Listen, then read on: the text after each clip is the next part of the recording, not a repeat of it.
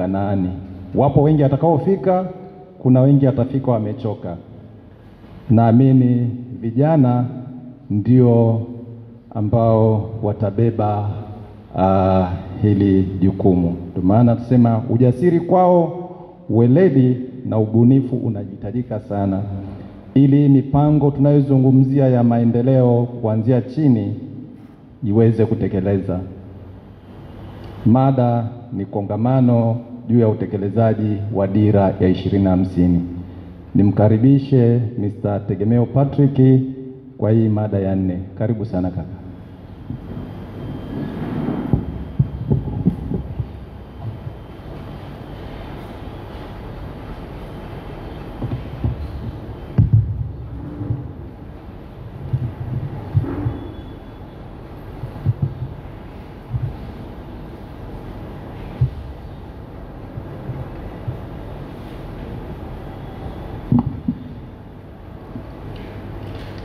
Tumsifu Yesu Kristo. Basi tunaendelea na tafakari zetu, na hasa sehemu ya mwanzo ya uwasilishaji wa mada. Kama ilivyotambulishwa, sasa hivi tunaangazia upande wa vijana, mtazamo wetu sisi kama vijana kuelekea dira hii 2050, na hasa tukiangazia swala la ukosefu wa ajira kwa vijana. Miongoni mwa maeneo msingi ni pamoja na swala zima la ujasiri, weledi na ubunifu. Kama nilivyosema, kongamano hili linalenga kuwawezesha vijana kukabiliana na ukosefu wa ajira, na hasa tutaangazia umuhimu wa vijana katika maendeleo ya Tanzania na jinsi ya kufikia malengo ya dira 2050. Sehemu ya kwanza ya wasilisho langu ni umuhimu wa kuangazia swala hili. Umuhimu wake, kadiri ya sensa ya mwaka 2022, vijana wanakadiriwa kuwa 34.5, lakini na kati yao vijana 34.5 wengi wanapatikana maeneo ya vijijini. 52.9 ni watoto ambao kimsingi ni vijana wajao kwa muda mfupi, na wengine kadiri muda unavyoendelea.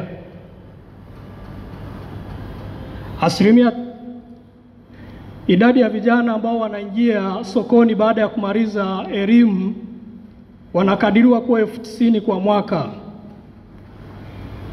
90,000 kwa mwaka. Na vijana wanaohitimu elimu ya chuo kikuu ni kati ya 50,000 hadi 70,000 kwa mwaka. Ni vijana wanaoingia sokoni kwenye soko la ajira. Lakini kadiri ya takwimu, kadiri ya mipango ya dira ya 2050, kama taifa tunakadiriwa kuwa watu milioni 140, na nusu ya idadi hiyo ni watu ambao watakuwa wanaishi mijini. Jambo la pili, kwa nini tunaangazia ama umuhimu wa kuzungumzia swala hili la vijana na ukosefu wa ajira? Tunaangalia historia na mchango wa vijana katika taifa letu. Moja ni kwenye jitihada za kupigania uhuru. Vijana walikuwa mstari wa mbele kupigania uhuru wa Tanzania, wote tunafahamu. 2 ni katika dhana zima ya uongozi. Vijana wamekuwa nguzo muhimu katika uongozi wa taifa. Na kimsingi hapa tunazungumzia historia, hiyo ikae vizuri. Vijana tunaowazungumzia hapa ambao wameshiriki kwenye jitihada za uhuru, vijana ambao wameshiriki katika uongozi, tunawazungumza vijana wa miaka ya 1950, 40, 50, 60, 70, 80 hapo. Kuanzia hapa ambao ni vijana sisi wa leo, kazi ipo. Kazi ipo, tutaendelea kushirikishana. Katika utawala, vijana wamechangia katika mifumo ya utawala katika nchi yetu ya Tanzania. Swali ni je, kwa sasa tunao vijana wenye uwezo, wenye akili, wenye ujasiri, weledi na ubunifu na ushawishi kama vijana wa zamani? Vijana wa leo ambao ni sisi, tunazo hizi sifa ambazo wazee wetu mlioko hapa katika ujana wenu mlikuwa nazo? Jibu yawezekana ni ndio au hapana. Hali ya sasa katika nchi yetu, moja, hivi karibuni imezinduliwa sera ya taifa ya vijana. Sera mpya iliyozinduliwa nafikiri kwa mwaka jana kama sikoseo, mwaka juzi. Ukitathmini imeandaliwa na nani, lakini ile sera ya vijana inafahamika, malengo yake ni nini? Katika kundi zima la vijana yawezekana usipate hata 5% ambao wanauelewa juu ya sera ya taifa ya vijana. Maandalizi yake na mchakato wake zaidi tulishuhudia tu kwenye uzinduzi, lakini ushiriki wa vijana katika maandalizi, utekelezaji wake ni vitu ambavyo hatuvioni.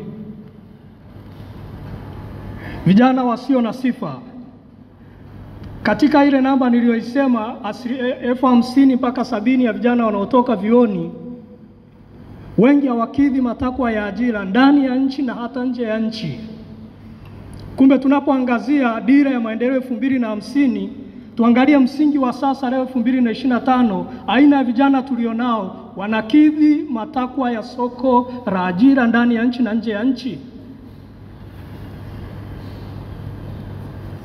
Sehemu nyingine ni ushirikishwaji mdogo kwa vijana. Vijana hawashirikishwi vya kutosha katika ngazi na nafasi mbalimbali za maamuzi. Kipengele kingine ni matumizi mabaya. Matumizi mabaya ya vijana. Tunao vijana wengi ambao hapa na pale wanapata bahati ya kupata nafasi za uongozi, lakini changamoto ni kwamba baadhi yao wanatumiwa vibaya na wale waliowapatia hizo nafasi ama waliowaajiri. Kumbe tunalo kundi kubwa la vijana ambalo liko sokoni, tayari lina ajira, tayari lina kazi, lakini linatumiwa vibaya. Sasa kama kundi hili linatumiwa vibaya, madhara yake ni kwa taifa, madhara yake ni kwa vijana wenzao, madhara yake ni kwa kizazi kinachokuja. Na hili kundi ndilo tunalitegemea sasa litufikishe 2050. Ni hili kundi ambalo leo linatumiwa vibaya, in the near future ni kundi ambalo litakuwa liko kwenye nafasi za maamuzi. Kama taifa inawezekana tunaliona ama hatulioni hilo, lakini tunapozungumzia 2050 lazima tutathmini hali yetu ya sasa, tuone 2050 kama kweli hiki tunachokitamani kitakuwa kweli ama kitabaki kwenye makaratasi. Changamoto katika mifumo ya ajira. Changamoto katika mifumo ya ajira. Moja, tunayo changamoto bado ya upatikanaji wa ajira kwa kujuana. Ili tunaweza tukapepesa macho ama tukaficha, lakini ni ukweli usiopingika kwamba bado mifumo yetu ya ajira ni ya kutazama usoni, ya kutazama huyu ni nani. Sasa kwa mfumo huo bado tatizo la ukosefu wa ajira litaendelea kuwa kubwa mwaka hadi mwaka, kama vigezo ni nani unamfahamu. Mfumo usio wa wazi wa kuajiri. Namba 3, vyama vya siasa kugeuzwa lango la kupata ajira. Leo ukienda huko vioni, ukienda mtaani, vyama vya siasa vimegeuzwa kuwa lango la vijana kupata ajira. Kumbe kuwa kwenye chama fulani na chama fulani ni credit ya mtu kuajiriwa bila kujali uwezo wake.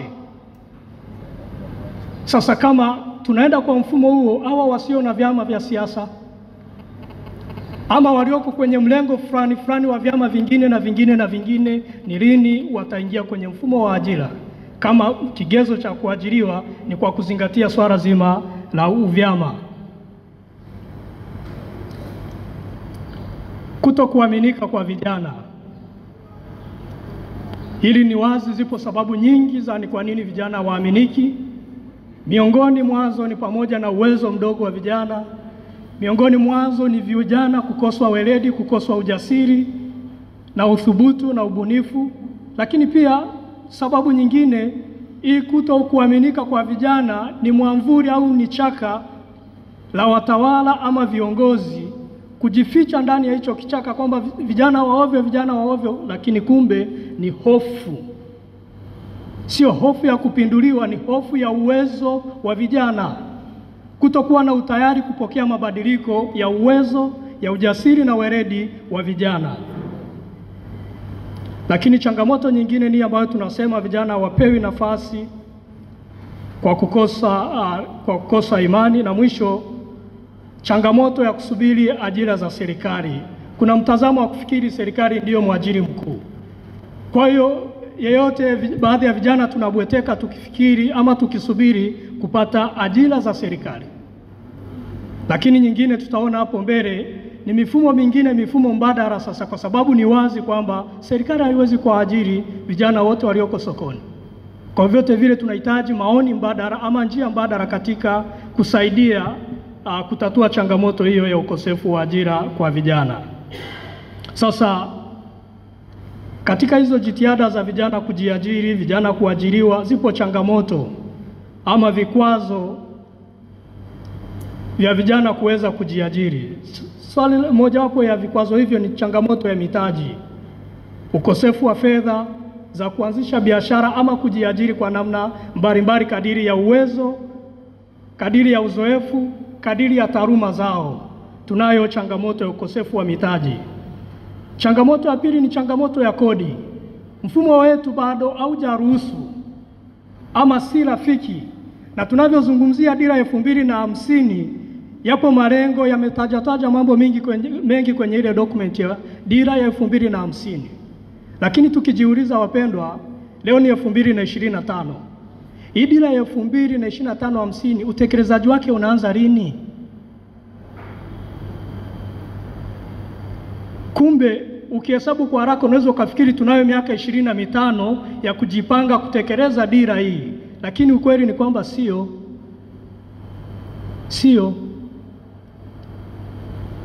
Hivi karibuni document inakamilika, inapelekwa kule. Haya mambo yanaanza kutekelezwa lini na impact yake inakuja lini?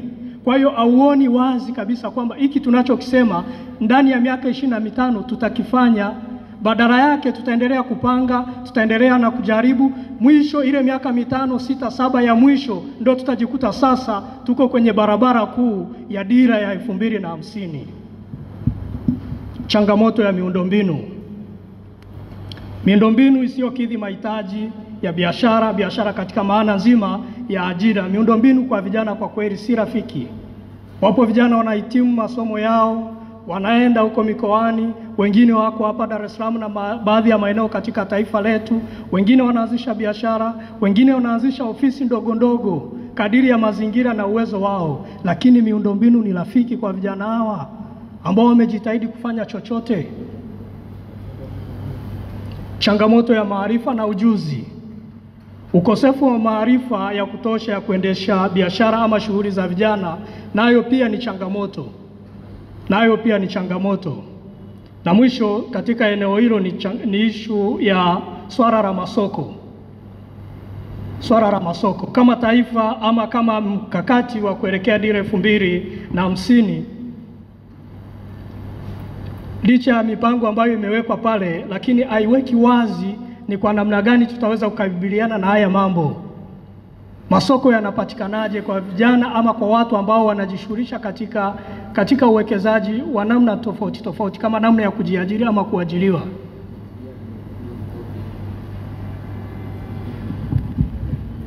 Sasa haya yote yanachangia kuzidi kukwamisha ama kuongeza tatizo la ukosefu wa ajira kwa vijana, na tunaamini maeneo haya yakifanyiwa kazi pamoja na jitihada nyingine, basi tunaweza tukafika sehemu nzuri zaidi.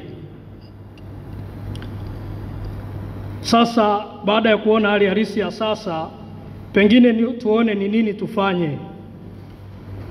tufanye. Moja, tunarudi kwenye mada ambazo tayari zimetangulia. Kama mkakati wa pamoja kama taifa, tunahitaji kujenga na kuimarisha swala zima la maadili. Na tunapozungumzia dhana ya maadili kama ambavyo tayari imegusiwa kwenye mada zilizotangulia, ni lazima tuseme kwamba ni wakati wa kusimamia mila na desturi za Kitanzania kwa kuzingatia alama za nyakati. Ni wakati mwafaka wa kurudi kama taifa, kukaa chini kuona ni namna gani tunarudi kwenye tunazingatia mila na desturi zetu kwa kuzingatia alama za nyakati. hitaji la maadili, inabidi tuangazie makundi mbalimbali. Baadhi Fadha ametaja kwenye mada yake. Moja, taasisi za elimu kuanzia shule za msingi hadi vyuo vikuu. Tunao mkakati madhubuti wa kuangazia swala la maadili katika taasisi za elimu kuanzia ngazi ya chini huku primary. Tumesikia kwenye sera ya elimu kwenye mada iliyotangulia. Tunahitaji kuangalia swala hili, swala zima la vyama vya siasa, kuimarisha maadili katika siasa. Vyama vya siasa, je, vinatumika kama nyenzo ya kukuza maadili? Tunaonja kitu tukianza kuangalia chama kimoja kimoja na namna ya uendeshaji wake, kwa sababu tusipozungumzia vyama hivi vya siasa ndivyo vinaleta watawala. Kumbe tusipoangazia swala la maadili kwenye vyama vya siasa, basi hata matokeo ya vyama hivi vya siasa hayatakuwa mazuri kwa taifa. Maeneo ya kazi, serikali na sekta binafsi, swala la maadili upo mkakati madhubuti. Ukiachana na taasisi hizi za maadili zinazohusika, je, zinafanya kazi? Tunayoyashuhudia, mbona tusikii taasisi husika zikichukua hatua? Yanayobainishwa yanatajwa siku 2 3 yanapotea. Mwendelezo wake ni upi? Kama taifa tunapata mrejesho? Familia kama kitovu, swala la maadili tumelibeba kwa namna gani? Katika upana wake kama kanisa, katika upana wake kama jumuiya, jamii husika tunakoishi, lakini kama taifa ni kwa namna gani tunathamini swala la familia, na katika familia swala la maadili lina nafasi gani? Kumbe familia kama msingi wa malezi ya maadili ni sehemu ambazo tunapaswa kuweka jicho letu kama taifa. Sehemu nyingine ni kwenye vyombo vya habari.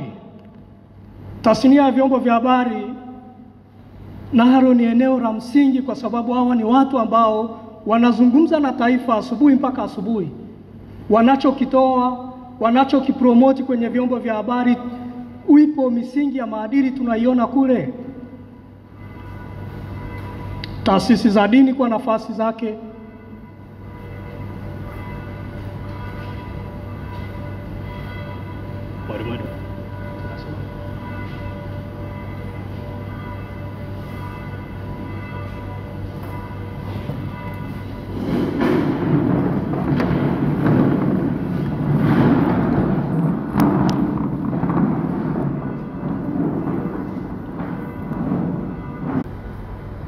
kipekee mihimili yetu ya dola kwa maana ya serikali, bunge na mahakama.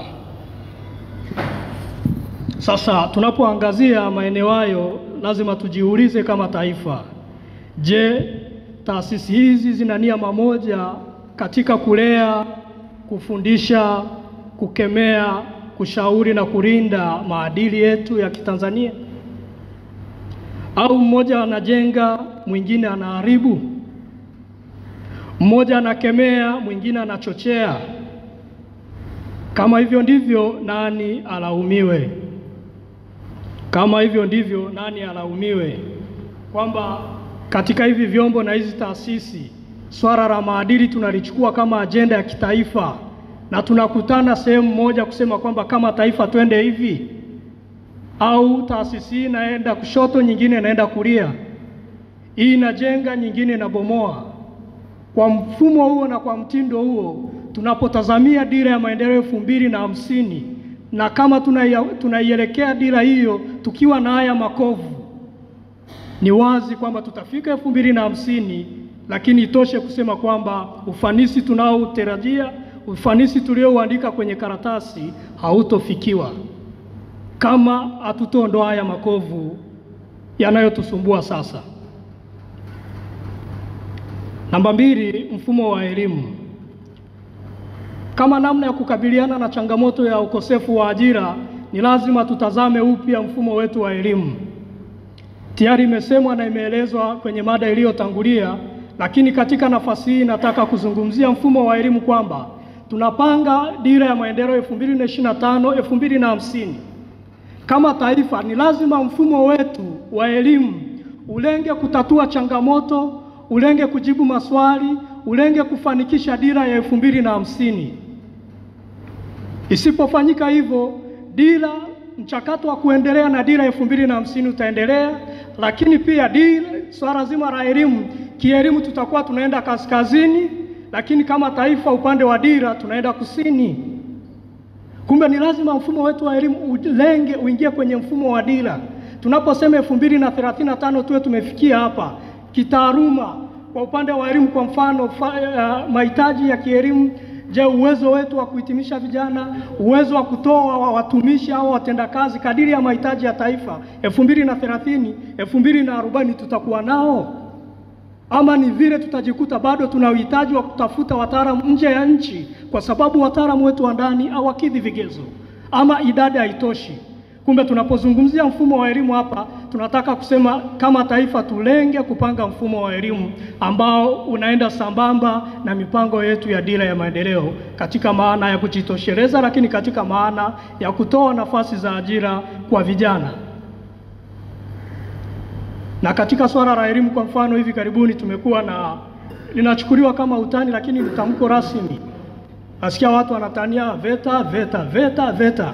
Sasa ukijiuliza swala la VETA ni zuri na nia ni njema, lakini tujiulize kwamba ni wakati upi wa kwenda VETA?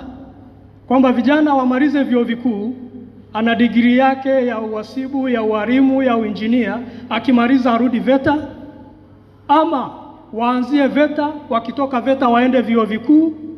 Au VETA iwe ni sehemu ya mafunzo ya vijana wanapokuwa vyuo vikuu, kwamba akifika mwaka wa 3 kuna program maalum ya VETA, kijana achagua anataka kwenda upande upi. Kwa mfumo wa namna hii ndicho hiki nilichokuwa nasema kwamba miaka 25 tunayoisema kufikia 2050 sio 25%. Bado hapa katikati tuna hali ya kujitafuta. Ndio tunasema hivi, kesho tunasema vile, kesho tunasema hivi, tutajikuta miaka inapungua mwaka hadi mwaka.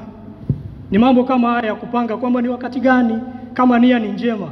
Lakini kwa mfumo ule, wasioweza kwenda VETA wataishia wapi?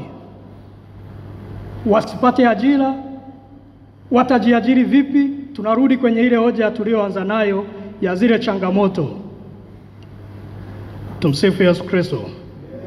Sasa kama namna ya kuendelea kutatua changamoto hiyo, kama taifa ni lazima tuone namna ya kuandaa programu maalum katika namna ya kujibu mahitaji ya sasa na ya baadaye kadiri ya malengo ya dira. Lakini pia ni lazima ajenda ya 3, kama namna ya kukabiliana na hilo tatizo, serikali kwa kushirikiana na sekta binafsi kuweka utaratibu maalum wa kuwapa mafunzo ama fursa vijana za kufanya mafunzo maalum ya muda mfupi kwa vitendo, katika maana ya internship. Ukiangalia kwa sasa, tunaweza tukachukua mfano mmoja kwa upande wa madaktari. Madaktari wanapohitimu masomo yao wanakuwa na mwaka mmoja wa internship. Wanapoenda kule, hao madaktari wanalipwa kiasi fulani cha fedha ambacho labda ni nusu ya mshahara wa daktari. Kwa hiyo wanakaa sehemu kwa mwaka mmoja, wana generate income fulani ya kuwawezesha kumudu mahitaji yao ya msingi. Lakini wakati wanafanya hivyo, pia wanapata uzoefu, wanapata ujuzi, wanaongeza maarifa. Kumbe baada ya kumaliza ule mwaka, huyu daktari anaweza kwenda kujiajiri sehemu fulani. Huyu daktari anaaminika sasa, anaweza kwenda sehemu akaaminiwa na akapewa ajira. Sijui wengi kama mnafahamu, kati ya changamoto zinazokwamisha vijana kwenye maombi wanapotangaza ajira, kuna kipengele kinaitwa uzoefu miaka 3, uzoefu miaka 2. Sasa huyu kijana anayetoka chuo atapata wapi huu uzoefu? Unachotaka kusema ni kwamba akae mtaani miaka 2 3, na kule atapataje uzoefu kama hakuna programu ya kitaifa ya kama kwa incubate hawa vijana, kwamba wahasibu, walimu, mainjinia, madaktari, kuna utaratibu maalum kwamba wanapotoka vyuo tayari hizi taasisi, kuna baadhi ya taaluma zina bodi. Hizi bodi zimeshaweka utaratibu kwamba mwaka wa 3 kutoka kwenye vyuo vyetu wakimaliza wanaelekea wapi, wanawatachi kwenye zile taasisi. Vijana wanapata uwezo, wanapata ujasiri, wanapata weledi, sasa wanaweza kutoa mchango kwa taifa. tayari sasa wanaweza wakajiajiri, tayari sasa wanaweza wakakidhi mahitaji ya soko na kukwepa kile kipengele ambacho mara nyingi kinawakwamisha wengi kwa kukoswa uzoefu. Namba 4, mfumo na utaratibu wa kutambua, kurasimisha na kuwajengea uwezo zaidi vijana, na hasa wale ambao wanakuwa na ubunifu, wale ambao wanajiajiri mitaani, wanahitaji kusaidiwa. Tunahitaji kuboresha, kuangalia majukumu na wajibu wa SIDO. Kwa mfano katika nchi yetu SIDO wanafanya nini, na SIDO wako maeneo gani hasa? Ni ya maeneo ya mijini na baadhi ya maeneo, ama ni chombo ambacho tunapaswa tukikute mpaka kule vijijini, ngazi za wilaya? Ufanisi wa SIDO ukoje? Kwa mfano tunacho chombo kingine kinaitwa COSTECH. Hao watu wanafanya nini? Mchango wao ni upi? Na roho yao katika kuwawezesha vijana kuajiriwa na kujiajiri ni upi? Vijana tunaona wakati mwingine ukiangalia mtandao unaona ubunifu wa Watanzania wengi, wanaishia wapi hawa watu? Katika vyuo mbalimbali vijana wa mwaka wa 3 wanakuwa na kazi za research. Zile kazi zao zinapelekwa na nani? Zinaendelezwa na nani? Au wanapomaliza basi nabaki ni mali za vyuo? Matumizi yao ni yapi? Namba 5, mifumo ya kisiasa, mipango tekelezi ya makuzi na malezi ya kiuongozi, kujenga viongozi vijana wenye maadili. Tumegusia hilo kwamba uwepo wa vyama vya siasa ambavyo nafasi ya vijana inaonekana katika mwaka wa uchaguzi, na kama taifa tunafurahi, tunaona ni sawa. Hili si sawa. Thamani ya vijana kwenye vyama vya siasa ni mwaka wa uchaguzi. Thamani ya vijana kwenye vyama vya siasa ni kunapokuwa na mkutano wa kiongozi fulani, ndio wanajazana kwenye marori, wanasombwa huku na huku, waende kujaza uwanja. Sasa vyama vya siasa tuwe na sheria ambayo inavibana na kuvielekeza, kuwa na programu za wazi kuhusu swala la maadili, kuhusu mustakabali wa vijana ambao wako kwenye hivi vyama vya siasa, na si kusubiri kuwatumia kwenye chaguzi basi tukafikiri inatosha. Tofauti na hapo, tutaendelea kuwalea vijana, tutafikia malengo yetu, kwa maana ya wale wanasiasa watafikia malengo yao, lakini vijana wataendelea kubaki wale wale hoi, ambao mchango wao kwa taifa utaendelea kuwa mdogo. Namba 6, kuelekea mwisho sasa, aidha utekelezaji thabiti wa dira. Kama taifa hatuna budi kuhakikisha, namba 1, tunapata nyenzo ya kutusaidia kutekeleza dira. Na nyenzo hii kimsingi ni katiba. Dira ipo, inatuongoza, inatuelekeza, inatukumbusha, inatuonesha njia, lakini tunahitaji nyenzo ya kutuwezesha kuhakikisha yale tuliyoyapanga sasa yanatekelezeka. Na yasipotekelezeka tunaanzia wapi kufuatilia? Yasipotekelezeka tunajua ni nani awajibishwe, na tunayo mamlaka ya kumwajibisha. Kwa hiyo tunahitaji nyenzo ya kutusaidia kufikia 2050. Katika dira yetu tunahitaji nyenzo ambayo ni katiba. Namba 2, kama tuna nia ya dhati na tunalenga kuwa na utekelezaji thabiti wa dira 2050, tunahitaji kama taifa kuwa na tafsiri sahihi ya uhuru wetu. Tunahitaji kuredefine. Tunaposema Tanzania ni uhuru, tunahitaji kuredefine neno uhuru. Leo kama unauliza hivi Tanzania ni huru, sema ndio, kwani si tuna bendera? Ndio. Tanzania ni huru? Yawezekana ndio au hapana. Watanzania wako huru? Watanzania sisi tuna uhuru? Kumbe tunapoangazia dira 2050, tusipo redefine vyema uhuru wetu kama nchi, uhuru wetu kama raia wa Tanzania, utekelezaji wa 2050 tutafika, tutafanikiwa, lakini tutakwama. Haya ni mambo yametajwa kwenye dira, wale ambao wamesema amani, uhuru na nini. Sasa tunachosisitiza ni kwamba tunahitaji kudefine Ni aina ipi ya uhuru tunayoisema? Kwa sababu kama leo, kama jana, kama juzi, uhuru tunaofahamu hatuushuhudii. Uhuru tunaofahamu tunauona nusu leo 2025. Uhuru kamili utakuwa lini? Sasa kama hatuna mustakabali wa pamoja kuhusu haya mambo, basi 2050 bado tutakuwa tunazunguka pale pale. Namba 3 ni amani. Hizi ni sehemu ya nguzo na vitu vya mwanzo ambavyo vimeelezwa wazi kwenye dira. Amani, tunapozungumzia amani, kwa kweli hii ni zaidi ya kutokuwa na vita kama taifa. Hii ni zaidi ya kutokuwa na vita, na ni wazi tunaposema swala la amani, lazima kipaumbele kiwe msingi wa amani na sio kuweka mstari wa mbele amani ambayo ni tunda, ambalo ni zao la haki. Kwa kama taifa tuna advocate amani, lakini hatu advocate vya kutosha chanzo cha hii amani, swala zima la haki. Kwa msingi huo tutaendelea 2030, tutaendelea kulinda amani, tutadumisha amani. Lakini hii amani tunayoilinda na tunayoidumisha, kama hatujengi msingi wake ambao ni haki, tutailinda na kuidumisha kwa gharama kubwa sana. Kumbe tunavyopanga dira hii, sisi kama vijana tunaona swala zima la ajira, ukosefu wa ajira, ili haya mambo yatatuliwe pamoja na mikakati iliyowekwa, yapo mambo ambayo ni lazima tuyape kipaumbele. Na la 4 ni uelewa mpana wa demokrasia. Uelewa mpana wa demokrasia,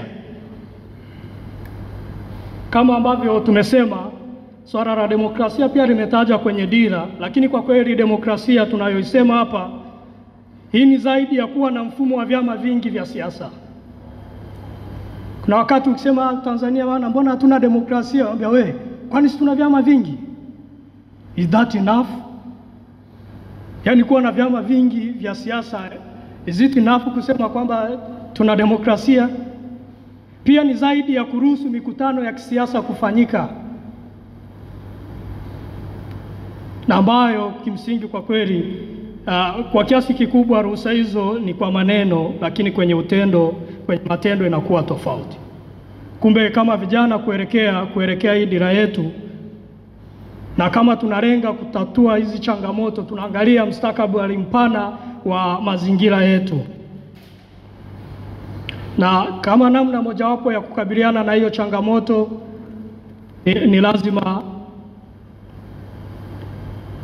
ni lazima tuangalie namna gani tutawawezesha vijana.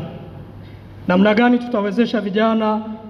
Tumesema changamoto ya mitaji, tumesema changamoto ya mifumo, changamoto ya masoko, changamoto ya kodi, lakini pia ni lazima tuwe na utaratibu. Kwa mfano, kwa sasa upo utaratibu wa serikali za halmashauri kadiri ya utaratibu wa sasa kutenga 10% ya mapato yao ambayo yanaenda kwa wanawake, vijana na watoto. Utekelezaji wa mpango huu haupo maeneo mengi. Utekelezaji wa mpango huu unategemea utashi wa mkurugenzi. Wamepata hivi 10%, natolewa 2%, the nobody cares. Sasa kwa kuwa tunao mfumo wa kutrace, basi tuwe na mfuko maalum kwa ajili ya programu ya vijana. Ile 10% inayotengwa ya wanawake, vijana na watoto, kama ni 2%, kama ni 3% inayopaswa kwenda kwa vijana, ikusanywe iwekwe kwenye mfuko mmoja, na kuwe na usimamizi wa kuendesha programu mahususi kwa vijana. Sio kusubiri utashi wa mkurugenzi, kusubiri utashi wa halmashauri. Mara hiyo wanaweza wakatoa, wasitoe, watatoa 1% au watatoa 5%. Na changamoto huo utoaji ngazi za halmashauri, nayo pia ni changamoto. Hakuna mfumo mzuri, wanaishia kupata baadhi ya kundi la watu. Na ya pili, kama ushauri katika namna ya kuimarisha mfuko utakaowezesha kutatua changamoto ya ukosefu wa ajira kwa vijana, ni taasisi za kifedha. Taasisi za kifedha kwa maana ya benki zetu. Tumesikia kwenye mada zilizotangulia, sehemu ya faida inayopatikana kule iwekwe, ielekezwe kisheria kwenda kuchangia mfuko wa vijana, ambao sasa utakuwa na usimamizi na utakuwa na programu maalum za kusaidia kukuza na kuanzisha nafasi ambazo zitawezesha vijana sasa kuweza kusonga mbele, kuweza kukabiliana na tatizo hilo la kujiajiri ama la kutoajiriwa, na kwa njia hiyo tutaweza kuwa tumefanikiwa. Mwisho, lazima kama taifa tukumbuke ajira kwa vijana si tu kusaidia kuboresha maisha yao